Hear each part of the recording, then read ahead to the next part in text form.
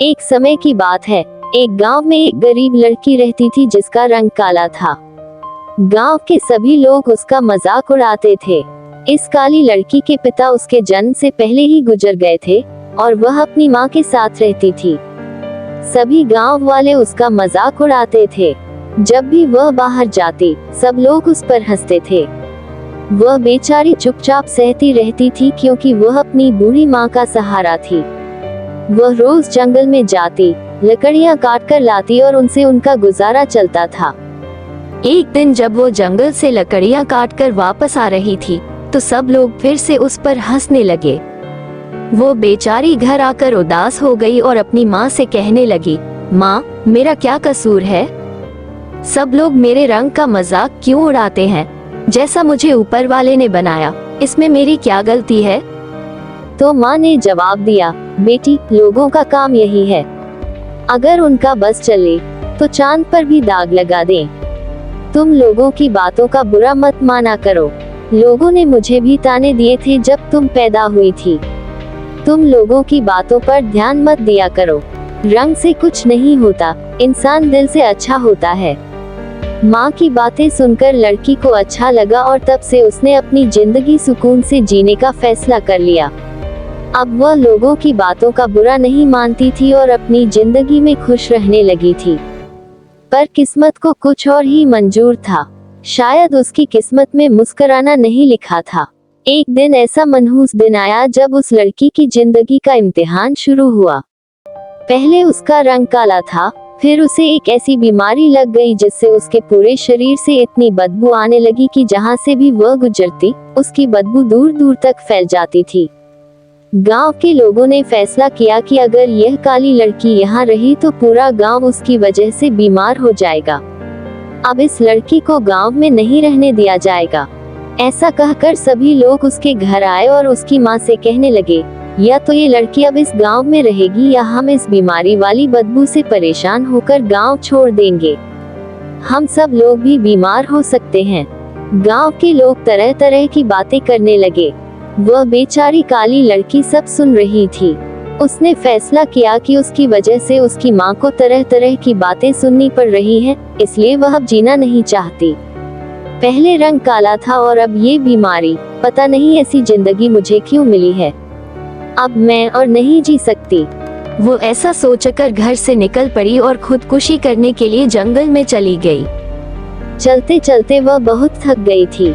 उसने सोचा, थोड़ा आराम कर लूं। वैसे भी यहाँ जंगली जानवर बहुत हैं, किसी ना किसी का शिकार हो जाऊंगी।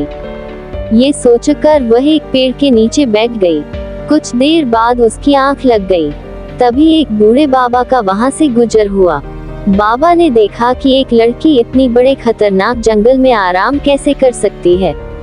बाबा उसके पास आए और बोले, बेटी, तुम कौन हो और इतनी बड़ी खतरनाक जंगल में क्या कर रही हो? और तुम यहाँ आकर सो गई हो? तुम इतनी उदास क्यों लग रही हो? क्या वजह है?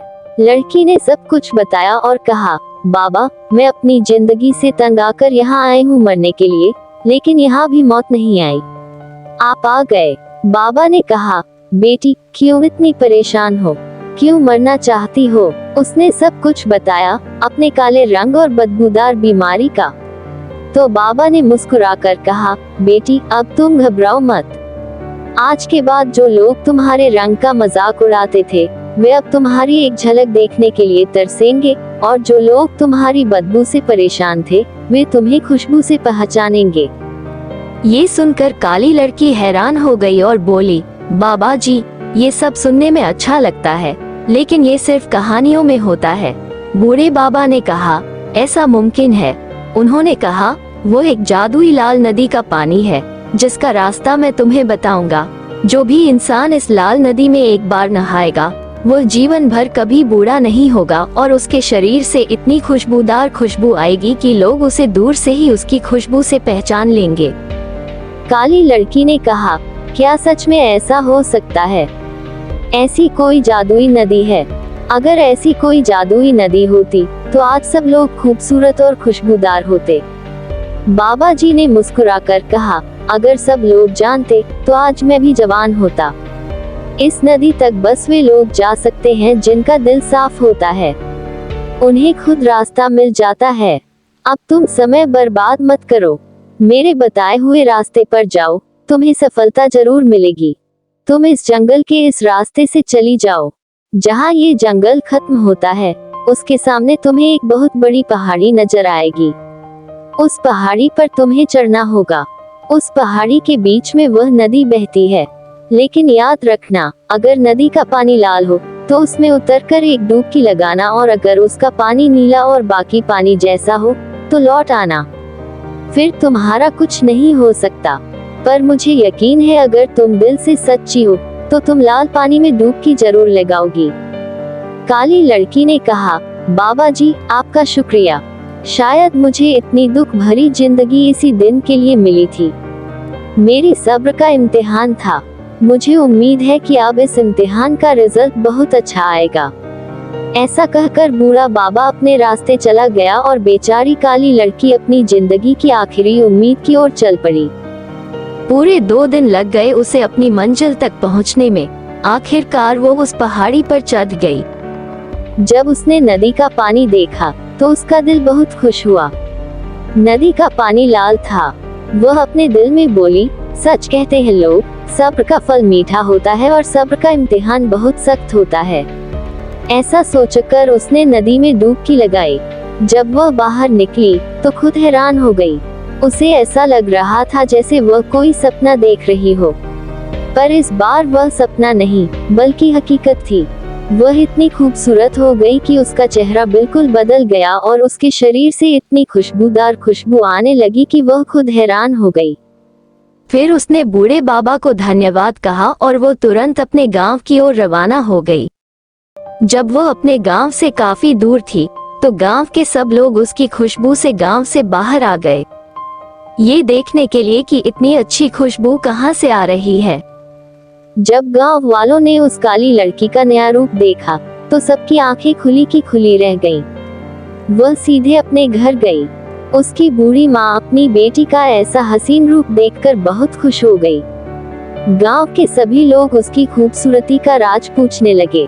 तो उस काली लड़की ने कहा, बस ऐसा समझो मेरी जिंदगी का एक कठिन इम्तिहान था जिसमें आप लोगों ने मुझे मरने पर मजबूर किया, पर मैंने सब्र किया। फिर जब इस इम्तिहान का रिजल्ट मिला तो मैंने आप सबको हैरान कर दिया।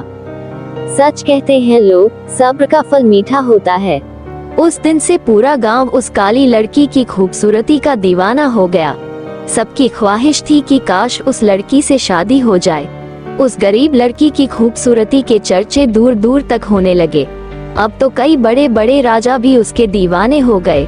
सबकी ख्वाहिश थी कि उस लड़की से शादी हो जाए, पर उस काली लड़की ने कभी अपनी खूबसूरती पर घमंड नहीं किया और बड़े बड़े राजाओं के भेजे हुए रिश्ते ठुकरा दिए, ये कहकर, कल जब मेरा रंग काला था तो सब लोग हंसते थे,